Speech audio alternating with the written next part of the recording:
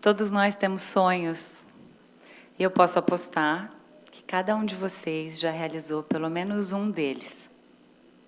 E o que aconteceu com todos os outros? A palavrinha mais. Querem ver comigo? Eu tenho o sonho de abrir a minha própria empresa, mas falta tempo e coragem. Eu tenho o sonho de encontrar um companheiro ou uma companheira, mas faltam pessoas interessantes disponíveis. Eu tenho o sonho de emagrecer para correr uma prova de rua, mas falta tempo para ir à academia. E eu poderia continuar minutos e minutos colhendo o depoimento de cada um de vocês. Quando a gente deixa de lado a palavrinha mais e assume responsabilidade sobre os nossos sonhos, sobre o nosso querer, sobre a nossa vontade, uma espécie de mágica acontece. E todo o nosso ser, toda a nossa vontade, todas as nossas células, elas nos impulsionam em direção ao nosso objetivo, ao nosso sonho. Isso aconteceu comigo quando eu deixei de lado as desculpas, quando eu deixei de culpar o mercado, o trabalho, os relacionamentos, as circunstâncias de vida, busquei a força necessária para ir atrás do meu sonho, que era um dia escalar o Everest, a maior montanha do mundo. O sonho de infância do Everest virou um projeto de adulto e era preciso juntar 6 elementos principais. Obviamente, preparo físico, escalar em rocha, escalar em gelo, ganhar volume de montanhas, de altas montanhas, montanhas acima de 4.000 metros, viajar para algumas delas e viver essa experiência, tempo e dinheiro. Entre 2015 e 2016, eu consegui orquestrar mais ou menos esses 6 elementos. Eu aprendi a escalar em rocha, num clube aqui no Rio de Janeiro, Clube Centro Excursionista do Rio de Janeiro, ali na Avenida Rio Branco. Eu treinava mais ou menos 8 dias na semana para conseguir o preparo físico necessário. 8 vezes na semana, 2 vezes por dia. Eu viajei para a Bolívia para aprender a escalar no gelo a um custo-benefício mais acessível do que me aventurar para a Ásia, para o outro lado do mundo, sendo que só a passagem aérea já custaria mais do que essa expedição.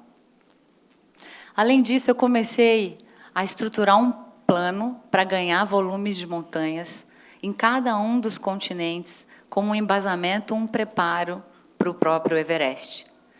Eu me lancei o desafio também de concluir o projeto 7 Cumes, que é escalar a maior montanha de cada continente.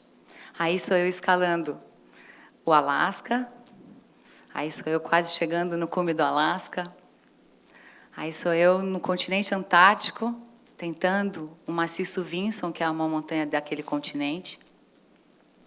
E aí sou eu escalando a pirâmide Carstens, a maior montanha da Indonésia. Para quem acha que na Indonésia só tem altas ondas, tem altas montanhas também. Entre 2015 e 2016, foi isso que eu fiz. E no dia 19 de maio de 2016, ao meio-dia e 1, eu atingi o cume do Everest, numa escalada assustadora e eletrizante.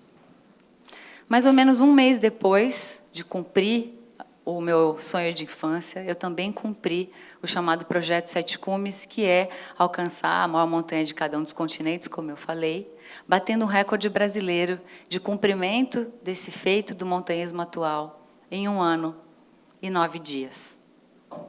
Depois de sucessivas entrevistas dadas, ainda por conta do feito do Everest, me forçando a compartilhar aprendizados, tempo era necessário. Eu cheguei até a verbalizar algumas lições naquela época. Nada grandioso se alcança sozinho, por exemplo.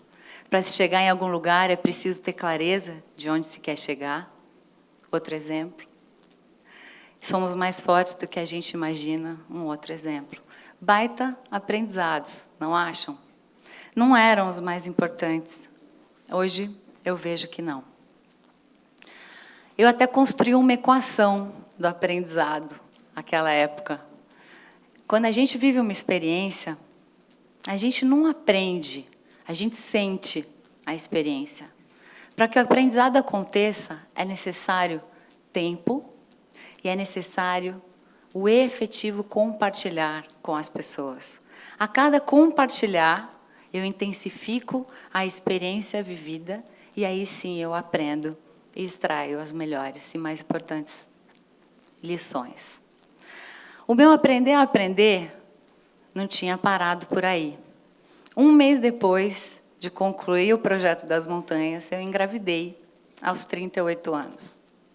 Começava ali uma outra escalada que envolvia morar junto, formar um casal, mudar de cidade, formar uma família, tudo junto, misturado e não necessariamente nessa ordem. E aí eu me perguntei, e aí eu me peguei pensando, será mesmo que ser protagonista da nossa vida é a coisa mais importante?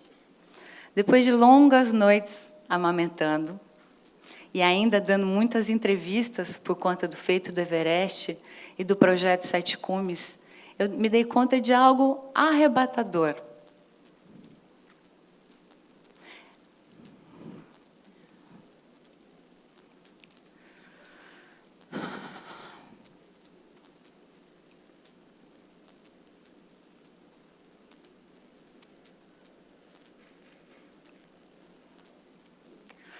Desculpem. Eu me dei conta de algo arrebatador. Como desaprender a ser protagonista e colocar a vontade de outras pessoas à frente da sua vontade, a necessidade de outras pessoas à frente da sua necessidade, a dor das outras pessoas acima da sua dor.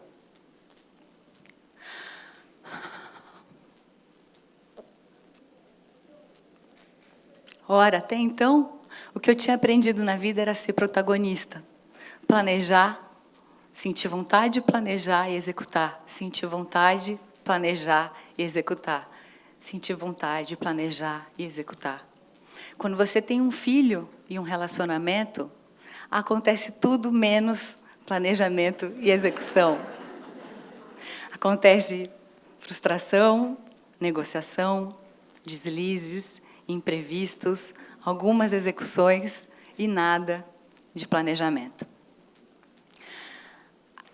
Um recente estudo de Harvard, ainda em andamento, publicou que um recente estudo de Harvard ainda em andamento com senhores, hoje senhores, mas que acompanhou 800 adultos entre 5 e 80 anos de idade, publicou uma coisa incrível que é sobre felicidade. É feliz quem mantém relacionamentos saudáveis e duradouros.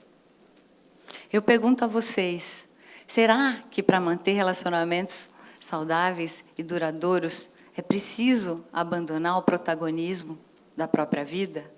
E para ser feliz, será que isso significa ausência de protagonismo? Eu deixo essa pergunta para vocês responderem. No meu caso, aprendendo a vida inteira a ser protagonista, eu aprendi, sendo protagonista a vida inteira, eu aprendi que sim, a ausência de protagonismo é sinônimo de felicidade e do contato mais profundo com aquilo que a gente tem de mais humano, que é generosidade, doação e amor. E essas são as lições que o tempo me permitiu e são as verdadeiras lições que eu aprendi com as montanhas. Muito obrigada.